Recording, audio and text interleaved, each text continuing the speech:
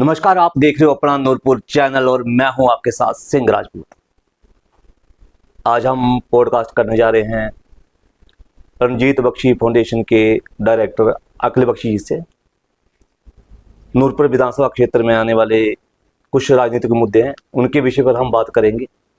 Sir, पहले तो आपका बहुत बहुत स्वागत है हमारे चैनल पर। Thank you. सर, हम पॉडकास्ट की शुरुआत पंचायती इलेक्शन से करते हैं। अभी 2-3 दिन बाद रोस्टर लागू होने वाले हैं, तो इसके लिए आपकी क्या रणनीति होगी? देखिए, मेरा ऐसा मानना है कि पंचायती इलेक्शन जो हैं वो एक बहुत ही ग्रास रूट लेवल के इलेक्शंस हैं। और अगर पंचायत के लेवल पे, चाहे वो वार्ड मेंबर का इलेक्शन हो, प्रधान का हो या प्रधान का हो, अगर अच्छे कैंडिडेट्स आते हैं, पढ़े लिखे कैंडिडेट्स आते हैं, तो ना सिर्फ पंचायतों की बल्कि पूरे विधानसभा क्षेत्र की जो एक इसकी जो राजनीति है और जो लोगों के बीच में जो उनके काम होने की एक क्षमता है, उसको जो है हम उसमें एक परिवर्तन ला सकते हैं। यही कारण है कि हम भी कुछ चुनिंदा क्षेत्रों में अपने कुछ कैंडिडेट्स को उतारेंगे। जैसा कि जो कैंडिडेट का चेहरा होता है कि पार्टी बेस पर होता है, तो अब सभी को पता है कि आप भी आने वाले समय में इलेक्शन लड़ोगे, तो अपने हिसाब से आप जो गांव में जो प्रधान है, उप प्रधान, जो पूरा पैनल ही खड़ा करेंगे आप फिर? जी, वो पंचायत टू पंचायत डिफरेंट रहेगा, लेकिन हम लोग ये ज़रूर है कि इस इलेक्शन में कोई ना कोई कैंडिडेट अपना हर जगह पर जो है ज़रूर देंगे। सर, ये तो पंचायती इलेक्शन हो गए ना, हम बात करें अब एमएलए इलेक्शन की जो आने वाले समय में है। तो पहले तो एक चेहरा था, अभी 2 चेहरा थे, अब 4 चेहरे हो गए नूरपुर कॉन्स्टिट्यूंसी में, है ना। तो आपकी खुद से लड़ाई है, क्योंकि पार्टी बेस भी देखा जाए तो 2 चेहरे आपस में लड़े जा रहे हैं, 2 चेहरे एक साइड हो गए, तो आपकी लड़ाई किसके साथ होगी फिर? कंपटीशन किसके साथ होगा आपका? देखिए, मेरा हमेशा से ऐसा मानना रहा है जी कि कंपटीशन जो है वो हमेशा विचारधारा का होता है। और ये जो लड़ाई है मेरी, वो जनता के हक की लड़ाई है, वो जनता की आवाज़ की लड़ाई है।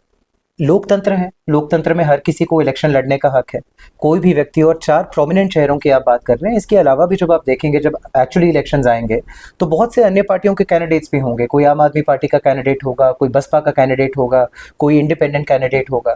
तो हमारी लड़ाई शुरुआत से जो है वो सिर्फ एक विचारधारा के लिए रही है, लोगों के हक के लिए रही है, और उसी को आगे ले जाते हुए हम इस इलेक्शन में भी भाग लेंगे। सर, जैसे नूरपुर कॉन्स्टिट्यूंसी में कोई भी प्रॉब्लम हो ना, तो एक बंदा सही करता है, दूसरा बोलता कि मैंने की, तीसरा बोलता कि मैंने की, तो मेन फायदा तो जनता को होना चाहिए ना। जी। तो फिर इसकी प्रायोरिटी किसको दे हम कि किसने ये काम किया? क्योंकि एक्चुअल में जो जनता है वो भी कंफ्यूज है ना, मुद्दा कौन उठा रहा है, काम जी। कौन कर रहा है। जी। पहले होता था 2 ही पार्टियां होती थी, जैसे कांग्रेस होगी, बीजेपी होगी ना। अब क्योंकि बीजेपी के भी आपस में लड़ रहे हैं और कांग्रेस के, तो चलो लड़ेंगे आगे आगे जी। जाकर, है ना। जी। तो इसमें जनता कंफ्यूज है फिर। जी। तो कल को आप जीत जाते हो, ऐसा ना हो कि आप भी इलेक्शन लड़ जाए, जैसे मुद्दे आप उठाए तो जैसे वैसे दूसरे हो रहे हैं, तो आपके साथ भी ऐसा होगा क्या फिर? देखिए, आपने 2 सवाल हैं, मैं एक-एक करके इनका जवाब दूँगा।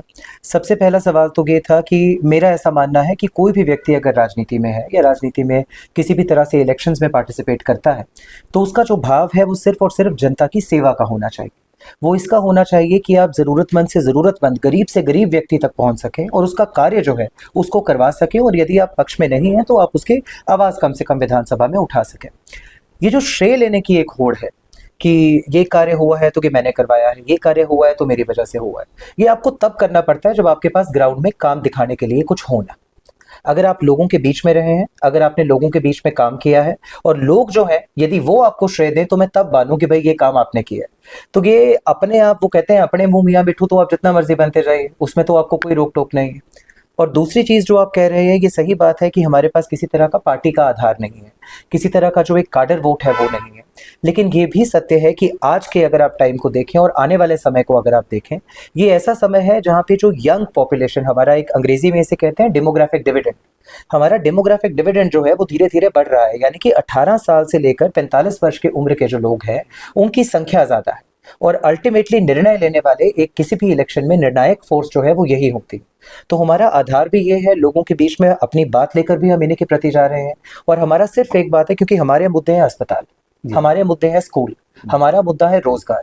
बाकी जिसको श्रेय लेने की राजनीति करनी है वो श्रेय लेने की हम राजनीति बात करता करें है। जैसे अपने एजुकेशन की बात करें, तो सर आप कितने जो स्कूलों की जो है गोद, जैसे कहते हैं ना, गोद में जो जी स्कूल है, जी पंजाब में शब्द है जी कि गोदी ले ले स्कूल, जी तो आप कितने स्कूलों को आप कर दें? जी। हमने, हिमाचल सरकार की ही स्कीम है अपना विद्यालय, उसके अंतर्गत हमने गवर्नमेंट जो प्राइमरी स्कूल है भोल ठाकरा का और साथ ही मिडिल स्कूल है भोल ठाकरा का, उसको गोद लिया था। आज से 1.5 वर्ष पहले। और मैं आपसे भी निवेदन करूंगा कि मैं खुद कुछ नहीं कहना चाहूंगा, वहां पे जाके देखिए। आज उस स्कूल में कंप्यूटर लैब है, स्मार्ट क्लासेस चलती हैं, लाइब्रेरी है, कुछ एक्स्ट्रा कमरे हैं, कुछ टीचर्स हैं जो हमारी पेरोल पे हैं, जिन्हें हमने वहां रखवाया है। और आने वाले समय में हम स्कूल की और भी डेवलपमेंट करेंगे। और सिंस आपने इसका जिक्र किया है, मैं ये भी बता दूं कि लगभग 50 बच्चे ऐसे हैं जो इस वक्त हमारी संस्था के अंतर्गत स्कॉलरशिप पे हैं और अलग अलग जगह पर पढ़ रहे हैं, जिनकी कोई पब्लिसिटी हमने कभी नहीं की। हाँ, ये भी एक फैक्ट है कि जब हमने गवर्नमेंट प्राइमरी स्कूल अडॉप्ट किया था, उसके साथ साथ ही हमारे जो माननीय विधायक जी हैं, उन्होंने मिंजरा का सीनियर सेकेंडरी स्कूल अडॉप्ट किया था। और आप वहाँ पर भी जाकर देखिए, लेंटर गिरने को है, हर जगह पर सलाबा है, स्टूडेंट्स एक बहुत ही अनसेफ एनवायरनमेंट में पढ़ रहे हैं। और रिपीटेडली स्कूल मैनेजमेंट के द्वारा, हमारे द्वारा और बाकी लोगों के रिक्वेस्ट करने के बावजूद आज दिन तक उस स्कूल के लिए एक पैसा भी सैंक्शन नहीं कराया गया है। हम बात करें बेटियों की एजुकेशन की, तो उनके लिए भी अपने कोई स्पेशल क्लासेज या कोई सेंटर खोले हैं? जी, हम लोगों ने बेटियों की जो वोकेशनल स्किल्स हैं, उनको जो एक कार्यकारी उनकी एक क्षमता होती है, उसको बढ़ावा देने के लिए हमने उनके ब्यूटी पार्लर के आज दिन तक 5 निःशुल्क कोर्स करा चुके हैं, उनके सिलाई के 2 कोर्स करा चुके हैं और कंप्यूटर का 1 कोर्स करा चुके हैं। और आने वाले समय में अप्रैल के एंड में या मई महीने में ये तीनों कोर्स जो है एक बार फिर से शुरू होंगे। ठीक है, तो नौजवानों के लिए आपने क्या, जैसे खेल आप स्पोर्ट्स करवाते रहते हैं, साल में 2 होते हैं ना, वॉलीबॉल और क्रिकेट का, तो इसके लिए भी इस बार भी करवा रहे हो? जी, इस बार भी करवा रहे हैं। 10, 11, 12 अप्रैल को ये बदुई ग्राउंड में होगा। हमारे पास 30 लड़कों की टीमें और 6 लड़कियों की टीमें पार्टिसिपेट कर रही हैं। कुछ लोग बोलते हैं कि ये जो अपना करवा रहे हैं, टूर्नामेंट करवा रहे हैं, ये चुनावी स्टंट होता है, वोट गेन करने के लिए होता है, ऐसा भी कुछ है क्या? देखिए, चुनावी स्टंट ये होता अगर मैं इसको 2027 में इलेक्शंस होने से 6 महीने पहले करवाता। ये टूर्नामेंट्स हमारे 2023 से चले आ रहे हैं। 2023 के अप्रैल में पहला टूर्नामेंट हुआ था, नवंबर में दूसरा, 2024 में हुआ, 25 में हुआ, 26 में हुआ और 27 का जो भी रिजल्ट हो, ये टूर्नामेंट लगातार नूरपुर क्षेत्र में जब तक बच्चों का इंटरेस्ट है, 28, 29, 30, 31, जब तक हम जीवित हैं, हमारी संस्था के टूर्नामेंट्स होते रहेंगे। सर, ऐसा होने की जैसे आप अभी वादे कर रहे हो, जैसे बाकी भी करते हैं, जो सत्ता में है वो भी करते हैं, जो रह चुके हैं वो उन्होंने भी किए ना, पर जब वादे पूरे करने की बात आती है सब अपने को टर्न लेते हैं ना जी, थोड़े एंगल चेंज करते हैं, घुमा फिरा कर, तो आपने भी ऐसा किया फिर? देखिए, मैं इसके बारे में सिर्फ ये कहना चाहूँगा कि आप जो भी हमारे गांव के बुजुर्ग हैं, आप कभी उनसे पूछिएगा मेरे पिता के बारे में, श्री रंजीत सिंह बख्शी के बारे में। हमारे पास चाहे पैसा हो या ना हो, हमारे पास कार्य करने की क्षमता हो या ना हो, हमारे पास सिर्फ एक चीज़ है और वो है ज़बान। जिस जगह पर मेरे पिता की भी एक ही आदत रही थी और मेरी पर्सनली भी ये आदत है कि जिस जगह पर आपने छाती दे दी, वहाँ पर आप जीवन में कभी भी पेट ना दिखाएं। और मेरा ऐसा मानना है कि इन्हीं आदर्शों को लेकर, इन्हीं एक संस्कारों को लेकर मैं आगे बढ़ रहा हूँ। और ये चीज़ तो मैं देखिए अब प्रूव करके दिखाऊंगा। हमने आज तक दिखाया भी है, आगे भी दिखाएंगे। आपके मतलब आपकी जुबान आपका मेन ब्रह्मास्त्र है? जी बिल्कुल, जो छोड़ दे एक बार, जो बोल दे तो बोल दिया। बिल्कुल, जो बोल दिया वो बोल दिया। तो ठीक है सर। अब हाँ सर, आप हेल्थ की बात करते हैं ना, एक तो मेन मुद्दा तो है ही अपने नूरपुर हॉस्पिटल का, इसके अलावा क्यों आप सुधार करना चाहते हो ऐसे? देखिए जी, सबसे बड़ा मुद्दा मुझे लगता है यहाँ पर नूरपुर हॉस्पिटल का ही है। और वो इसलिए है क्योंकि नूरपुर अस्पताल की तरफ आप जाएं, आज तकरीबन 200 बिस्तर का ये अस्पताल है। और छोटी छोटी चीज़ें 2-4 है जो मैं पॉइंट आउट करना चाहूँगा। नंबर 1, हॉस्पिटल में डॉक्टर्स की जो सैंक्शन स्ट्रेंथ है, जो कागजी स्ट्रेंथ है, वो है 32 डॉक्टरों की। लेकिन मौके पर जो अपॉइंटेड डॉक्टर्स हैं वो सिर्फ 16 हैं। और 16 में से भी अगर आप रोज का रोस्टर देखेंगे तो सिर्फ 8 या 10 प्रेजेंट होते हैं। जिसका मतलब है कि अगर आप पीडियाट्रिक डिपार्टमेंट में जाएं, आप गायनी डिपार्टमेंट में जाएं, आप ईएनटी में जाएं, तो बहुत बार ऐसा होता है कि आपको डॉक्टर वहां पर मिलेगा ही। अब जो व्यक्ति दूर दराज से, कोई कोटपलाड़ी से आ रहा है, कोई लदोड़ी से आ रहा है, कोई जौंटा से आ रहा है, अपना किराया खर्च करके अस्पताल में पहुंचता है, 10 रुपए की पर्ची कटाता है खाली कमरे को देखने के लिए। मुझे लगता है ये इससे बड़ी प्रॉब्लम जो है और कोई नहीं हो सकती। क्योंकि फिर अल्टीमेटली क्या होता है, पेशेंट को अगर सरकारी अस्पताल में इलाज कराना है तो जाना पड़ता है टांडा, जो यहाँ से 2 घंटे दूर है, या फिर उसको किसी महंगे प्राइवेट हॉस्पिटल में पठानकोट जाना पड़ता है। तो जब तक हम लोगों ने इस सिस्टम को ठीक नहीं किया, तब तक मुझे लगता है बाकी सिर्फ ऊपरी लिपाप होती है, आप जितना मर्जी करवा। सर, शिक्षा होगी, इस बात होगी, बात करें रास्तों की, तो उसके लिए आपकी क्या प्रायोरिटी होगी? कि क्या अभी भी आज से गांव में वहाँ पे सड़कें ठीक नहीं है, बातें तो कि डीपीआर में रले लेके बनी नहीं है, तो उसके लिए आपकी क्या प्रायोरिटी होगी फिर? इसमें भी मैं 2-3 चीज़ें पॉइंट आउट करूंगा जी। नंबर 1, जब आप सड़कों की बात करते हैं, अब विधानसभा के सभा पटल में हमारे विधायक जी ने ये पीछे क्लेम किया कि कुछ ऐसी डीपीआर हैं जो बनी नहीं, मेरा काम नहीं हो रहा।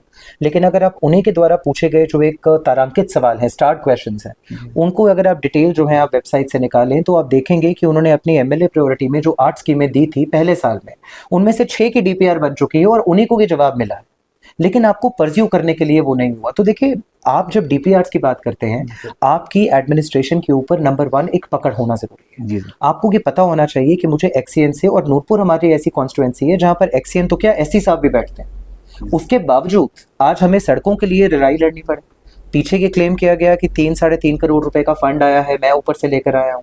देखिए, ये फंड जो है आपके 2 हेड्स में आते हैं। एक होता है AMP, annual maintenance plan, PWD का, जी सर। और दूसरा होता है प्रधानमंत्री ग्रामीण सड़क योजना। जी सर। उनके अंतर्गत जो है आपकी अलग अलग सड़कें हर वर्ष सैंक्शन होती हैं, जी सर। और सैंक्शन होने के पश्चात उनके फंड्स ऑटोमेटिकली आते ही आते हैं। जी सर। एमएलए के पास की पावर होती है कि वो डिटरमिन कर सके कि किस रोड को पहले जरूरत है और किसको बाद में। जी जी। तो ये सड़कों की जहां तक आपने बात की, मुझे लगता है कि हमारे बहुत से ऐसे इलाके हैं जिस क्षेत्र से आप आते हैं, आपने देखा है टीका नगरोटा से ऊपर जो हाथीधार का रास्ता गया, जी जी। धापड़ तक तो सड़क है, लेकिन धापड़ के बाद अगर आपको 2 से 3 समलेटी जाना हो, हाँ। और आप ही का एक बहुत अच्छा मैंने इंटरव्यू देखा था, मुझे याद है, जी सर। ऊपर वहां पे आप कुछ माताओं बहनों से बात कर रहे जी थे। जी जी। उन लोगों ने भी ये चीज बोली थी, क्योंकि सड़क है तो हॉस्पिटल की सुविधा भी है, जी। सड़क है तो शिक्षा के लिए बच्चे भी जा सकते हाँ, हैं, क्योंकि मेन जो होती है सड़क की वो जो होती है। रास्ता होता हाँ है। जी हाँ जी। लेकिन बहुत सारी जगह पर ये भी क्लेम किया जाता है कि भाई फॉरेस्ट डिपार्टमेंट है, बीच में पड़ रहा है, जी। इस तरह से सैंक्शन नहीं हो रही। तो अप टू 2 किलोमीटर्स एफआरए के अंडर सैंक्शन करने की पावर हमारे डीएफओ के पास है। जी सर। उसके ऊपर एफसीए के अंडर चला जाता है, जो कि आप शिमला से करवा सकते हैं। बस बात वही है कि करवाने की नीयत होनी चाहिए। अगर नीयत है तो आपके पास रास्ता है, अगर नीयत नहीं है तो आपके पास बहाने बहुत है। Thank you sir. You welcome.